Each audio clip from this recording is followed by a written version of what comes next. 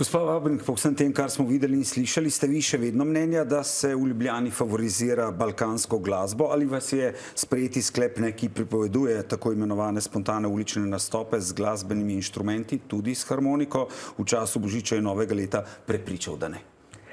V Slovenski demokratski stranki smo mnenja, da trubači na ljubljanske ulice ne pašejo.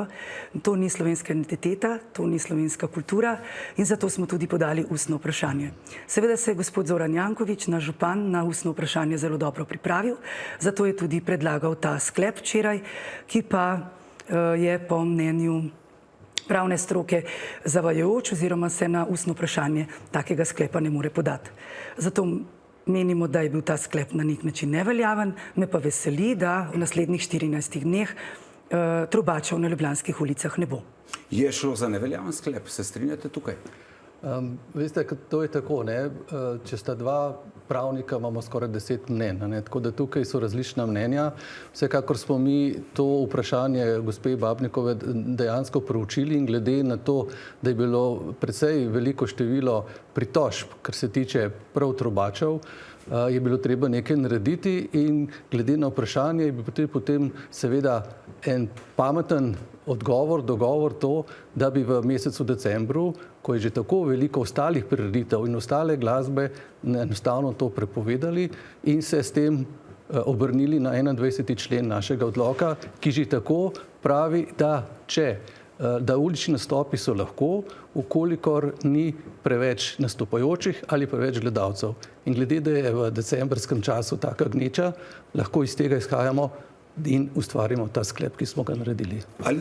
Ali vi menite, da je bil ta sklep sprejet tudi zato, ker so harmonikarji napovedali 26. v protest trubačem prihod v Ljubljano? Skoraj zagotovo, zato ker gospod Zoran Janković se na take stvari obrne oziroma je seznanjen, čeprav je prej v prispevku dejal, da ne. Seveda se sedaj s dovoljenjem upravne enote se bodo harmonikarji zbrali 26.12. ob 18. uri. Ob tem bi pa poudarila, da je včeraj gospa namestnica direktorice Turizma Ljubljana, gospa Lampičeva, dejala, da je decembrski program v Ljubljani usklajen, da je veliko slovenske glasbe, vendar pa ravno 26.12. na Pogačarjevem trgu nastopa Jugonostalgika. Ne vem, če je to ravno najbolj primeren ukrep ali, kako bi rekla, primeren program za tisti dan, ali so v Ljubljani oziroma v mestni hiši pozabili, da je 26.12. en najbolj pomembnih datumov v slovenski zgodovini in dan slovenske samostojnosti in enotnosti je potrebno proslaviti drugače. Kaj pravite na ta očitek? V Ljubljani imamo en tak lep slogan, ki pravi, živimo skupaj in spoštujemo vse različnosti. Ljubljana je multikulturno mesto in prav gotovo je prostor za vse, ki lahko svojim ali pa prebivalcem, ki prihajajo z drugih delov Evrope, sveta, nudijo pač tudi nek del njihove kulture. In datumi, ki so izbrani glede na ponudbo, glede na pestrost naše novoletne ponudbe, ampak hkrati imamo pa prav na 24. na božični večer ob 5. popoldne pred mestno hišo božični koncert, ki ga pač prirejajo in vsako leto že tradicionalno, tako da sledimo vsem željam in vsem potrebam naših stanovalk in stanovalcev oziroma meščank in meščanov. Se strinjate s gospodom podžupanom? Ja, seveda je to program, ki ga je Ljubljana dolžna spoštovati in narediti in zato smo veseli, da je 24.12. tako in res je, kot je rekel gospod podžupan, se to že vrsto let dogaja.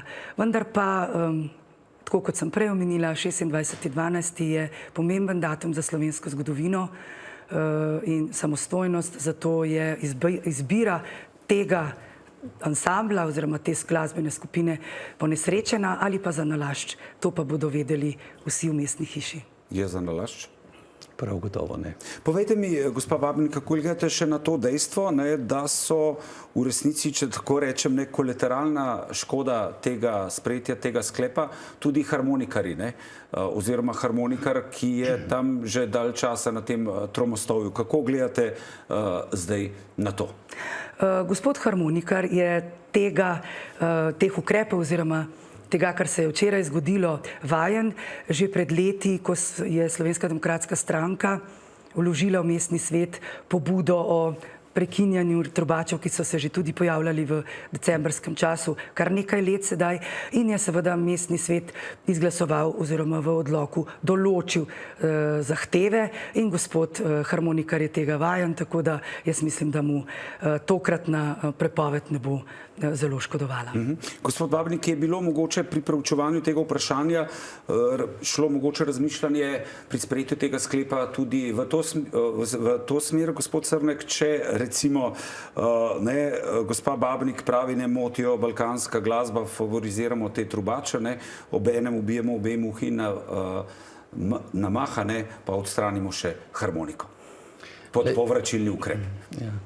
Težava je v tem, da ko sprejmeš nekaj zakonitega, mora veljati za vse. Ne more biti izjem. Ne moramo segregirati in reči, da to je samo za določeno skupino, ker s tem pač povozimo enakopravnost. Seveda je bilo tudi vprašanje našega harmonikaša, ki je pač že v Ljubljani legendaren in kot je rekel gospa Babnik, že več let imamo z njim take in drugačne izkušnje, ampak veste, na koncu vse to preverjajo naši inšpektori, ki lahko tudi na tak ali drugačen način ukrepajo. In verjamem, da je tudi naš harmonikaš kot tak veliko manj moteč, kakor so skupine z glasnimi inštrumenti. Tako da delovati proti njemu, da bi bilo to proti njemu, sigurno ni bilo mišljeno. Za konec mi samo še povejte, ta shod, kot so ga zdaj organizirali harmonikarjev, z njim ne bo težav, glede na to, da so ga prijavili, če prav razumem? Ja, bi pa rad poudaril, da tudi sam osebno nisem imel podatka, da se bodo harmonikarji zbrali v Ljubljani. Da smo to mi, tudi kot svetniki Liste Zorana Jankovića, slišali šele potem, ko smo to sprejeli, ko je bila ta informacija dana, kaj bo pa zdaj z njimi. Tako da lahko poudarim, da v mestni hiši saj večina nas ni vedela, da pridejo harmonikaši v Ljubljano. Zdaj s tem ne bo, glede na to, da je prijavljeno, če je kot shod prijavljen, če imajo dovoljenje od upravne enote, pač verjetno bo vse v redu.